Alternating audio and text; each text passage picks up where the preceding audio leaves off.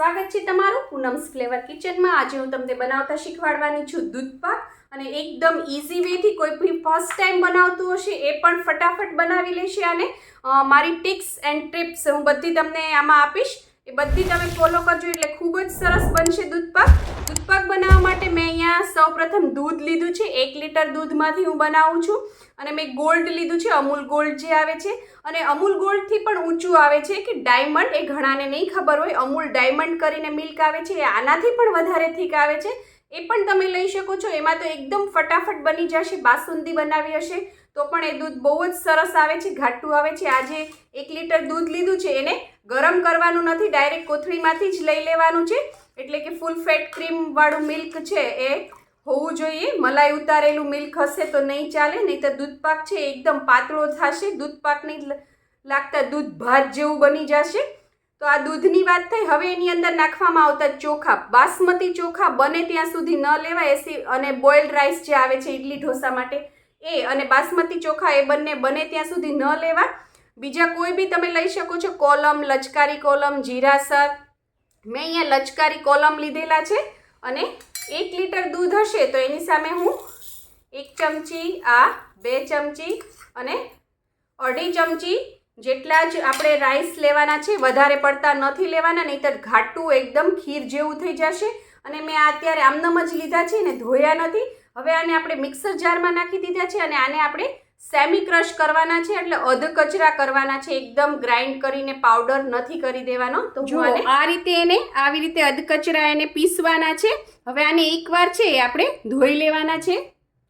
આ રાઈસને જેને અધકચરા પીસાતા એને મેં 2 વાર ધોઈ લીધા છે, કારણ કે 1 વાર ધોયા તો બહુ મેલા લાગતા હતા, એટલે ફરીવાર મેં 2 વાર ધોયા છે। ધોવા જરૂરી છે, જો ધોશો નહીં ને તો દૂધ પાક છે એ કાળો કાળો થશે, એટલે બે વાર તમારે ધોઈ લેવું। અને ધોઈને પછી આ રીતે વાટકામાં નાખીને એની અંદર ગરમ પાણી નાખવાનું છે, એ ડૂબે થોડા એટલું નાખવાનું આપણે ગરમ પાણી। આ રીતે એની ઉપર આવી રીતે 1/2 ઇંચ જેવું રહેવું જોઈએ, સરસ અંદર ડૂબી જવા જોઈએ। હવે આને ઢાંકી ને આપણે 20 મિનિટ સુધી, તમારો ટાઈમ હોય તો અડધી કલાક પણ રાખી શકો છો, એને પલળવા દેવાના છે। આ છે સરસ અંદર પલળી જશે તો દૂધમાં એને ચડતા વાર નહીં લાગે ને આપણો દૂધ પાક ફટાફટ બની જશે। હવે મેં અહીંયા ગેસ ઉપર એક નોનસ્ટિક પેન મૂકી દીધું છે। તમારે કાં તો નોનસ્ટિક યુઝ કરવું અથવા તો જાડા તળિયાવાળું વાસણ યુઝ કરવાનું, પાતળા તળિયાવાળું વાસણ નહીં યુઝ કરતા, નહીં તો દૂધ પાક નીચે ચોંટશે અને બળેલી વાસ આવી જશે અને દૂધ પાક બગડશે। તો આ રીતે વાસણ લઈ લીધું છે અને ડાયરેક્ટ દૂધ નહીં નાખવાનું। જ્યારે પણ દૂધની આઈટમ બનાવો અથવા દૂધ પાક બનાવો ત્યારે થોડું પાણી છે એ આ રીતે એના તળિયામાં નાખી દેવાનું। તમે જોઈ શકો છો આ રીતે તળિયું છે એ સરસ આ રીતે પાણીવાળું થઈ જવું જોઈએ, તો એ જલ્દીથી છે નીચે ચોંટશે નહીં। ત્યારબાદ હવે આપણે એની અંદર આ દૂધ નાખી દઈએ। 1 લીટર દૂધ છે, મેં પહેલાં કીધું એ પ્રમાણે, અને આને હવે સરસ ગરમ કરી લઈએ। આની અંદર એક ઉભરો આવે, થોડું ઉકળવા માંડે ત્યાં સુધી આપણે એને ઉકાળી લઈએ। દૂધ છે આપણું જો ઉકળવા માંડ્યું છે, એમાં ઉભરો આવવાની તૈયારી છે, ત્યારે આપણે જે આ પલાળેલા ચોખા હતા એ આની અંદર નાખી દેવાના છે। પાણી મેં બધું નિતારી લીધું છે અને આ રાઈસ છે એને જ આપણે આની અંદર નાખી દઈશું। અને હવે ગેસની ફ્લેમ સ્લો અથવા તો મીડિયમ રાખવાની છે, અને આ રીતે એને છે તમારે વચ્ચે વચ્ચે કન્ટિન્યુઅસલી તો નહીં પણ વચ્ચે વચ્ચે આ રીતે તમારે હલાવતા રહેવાનું છે। દૂધ છે એ નીચે બેસવું ન જોઈએ। આપણે પલાળેલા છે ગરમ પાણીમાં અને અધકચરા ક્રશ કરેલા છે, એટલે ચોખા છે એ જલ્દીથી ચડી જશે। જો મેં કીધું છે એ રીતે તમે વાસણ અને નીચે પાણી નાખશો તો દૂધ જલ્દીથી બેસશે તો નહીં, પણ તેમ છતાં ક્યારેક એવું બને કે દૂધ નીચે બેસી ગયું અથવા બળી ગયું છે તો વાસણ છે તરત તમારે ચેન્જ કરી નાખવાનું। જે વાસણમાં હોય એ વાસણમાંથી બીજા વાસણમાં તરત ટ્રાન્સફર કરી દેવાનું, અને નીચે જે બળેલું હોય એને ઉખાડવાનું નહીં। જો ઉખાડશો તો એની સ્મેલ અંદર બેસી જશે, એને એઝ ઇટ ઇઝ જ રહેવા દેવાનું। ઉપરથી બધો દૂધ પાક છે એ લઈ લેવાનો। આ રીતે તમે હલાવતા રહેશો તો એ સરસ એનું ટેક્સચર પણ આવશે અને નીચે બળશે પણ નહીં। સાઈડમાં આ રીતે જે થતું જાય એને પણ ઉખાડીને સ્ક્રેચ કરીને તમારે આની અંદર મિક્સ કરતું જવાનું। જો તમે આમનમ જો ઉકળવા દેશો તો ઉપર છે એ મલાઈ થતી રહેશે, એટલે થોડું થોડું તમે વચ્ચે હલાવતા રહેશો તો એ મલાઈ પણ નહીં થાય ને દૂધ છે એકદમ કળાયેલું જે દૂધ હોય એવું સરસ થશે। અને જે ઘણા લોકો આખા ચોખા નાખતા હોય છે એના બદલે આપણે અહીંયા સેમી ક્રશ કર્યા છે। એનું રીઝન છે કે સેમી ક્રશ કરેલા હશે તો એનું ટેક્સચર બહુ સરસ આવશે. આપણે જ્યારે બહારથી દૂધપાક લાવીએ છીએ અથવા પ્રસંગોમાં ખાઈએ છીએ, જે રસોઈયા બનાવે છે એમાં એક દૂધપાકની કણી કણી પડતી હોય છે, આખો ભાત નથી હોતો. આખો ભાત શેમાં હોય? ખીરમાં હોય. કણી કણી પડે એ દૂધપાક કહેવાય. તો એ કણી પાડવા માટે આપણે એને સેમી ક્રશ કર્યા હતા. અને બીજું, જલ્દીથી એ ચડી જશે એટલે દૂધપાક બનાવવું જે બોરિંગ લાગે છે એ નહીં લાગે. આજકાલ કોઈની પાસે ટાઈમ નથી હોતો અને જે યંગ જનરેશન પહેલી વાર બનાવે છે એ પણ ઇઝીલી બનાવી શકશે. અને બીજું એક, જે ઘણા લોકો આમાં કસ્ટર્ડ પાવડર ને એવું નાખતા હોય છે એક ટેક્સચર આપવા માટે, એ ટેક્સચર પણ નહીં આપવું પડે, કારણ કે આપણે જ્યારે એને સેમી ક્રશ કરશું એટલે થોડા એવા રાઈસ છે એનો તો થોડો ઝીણો પાવડર નીચે રહેવાનો જ છે. એ આની અંદર જઈને સ્ટાર્ચ રિલીઝ કરશે, જેના લીધે છે દૂધ તરત ઘાટું થઈ જશે અને એકદમ સરસ, કંઈ પણ નાખ્યા વગર એકદમ રીચ ટેક્સચર આપશે. એટલા માટે તો હવે આને સરસ આપણે ઉકાળી લેવાનું છે. 10 મિનિટ જેવું તો આને ઉકાળવાનું છે ને વચ્ચે વચ્ચે હલાવતા રહેવાનું છે, નહીંતર એ નીચે દાજી જશે. તમારે ટેસ્ટ કરવું હોય તો એકવાર ટેસ્ટ બી કરી શકો છો કે દાણો છે એ પાકી ગયો છે કે નહીં. પણ જો આપણે શ્રાદ્ધમાં બનાવતા હોય તો ચાખતા નથી, તો હાથેથી તમારે આવી રીતે ટચ કરી જોવાનું. થોડું ઠંડુ થાય એટલે તરત જ તમને ખબર પડી જશે કે ચોખો છે એ સરસ પાકી ગયો છે. 10 મિનિટ થઈ ગઈ છે.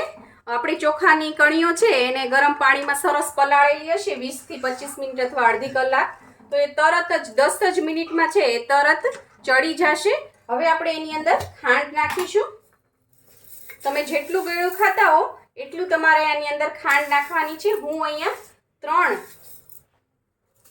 મોટી ચમચી જેટલી મેં ખાંડ નાખી છે. અને હવે સરસ આને મિક્સ કરી દઈશું. હવે આપણે ખાંડ નાખીએ એટલે ખાંડનું થોડું પાણી થશે એટલે દૂધપાક છે ફરીથી થોડોક પાતળો થશે. આપણે 5-7 મિનિટ એને ઉકાળશું એટલે તરત પાછો ઠીક થઈ જશે. તો હું ખાંડ નાખ્યા પછી 3-1 મિનિટ જેવું થાય ત્યારબાદ એની અંદર 3 મેં એલચીનો પાવડર કરી દીધો છે, અધકચરો, એ નાખી દઈશું. અને હવે કેસર નાખું છું હું આમાં. થોડા તાતણા તમારે નાખવા હોય તો નાખી શકો છો, ન નાખો તો પણ ચાલે, કારણ કે આનો સરસ ક્રીમી ટેક્સચર તો આવી જ ગયું છે, ક્રીમી કલર બી આવી ગયો છે, ક્રીમ કલર જેવો થઈ જાય છે. અને કાજુ બદામ છે એ થોડા થોડા આપણે અત્યારે નાખી દઈશું. થોડા હું ગાર્નિશિંગ માટે રાખું છું. મેં અહીંયા 5 થી 6 બદામ લઈ લીધી હતી અને 6 થી 7 જેવા આખા કાજુ લીધા હતા. હવે આ બધું સરસ આપણે મિક્સ કરીને આની અંદર આપણે 2 મિનિટ જેવું આપણે ઉકળવા દઈશું.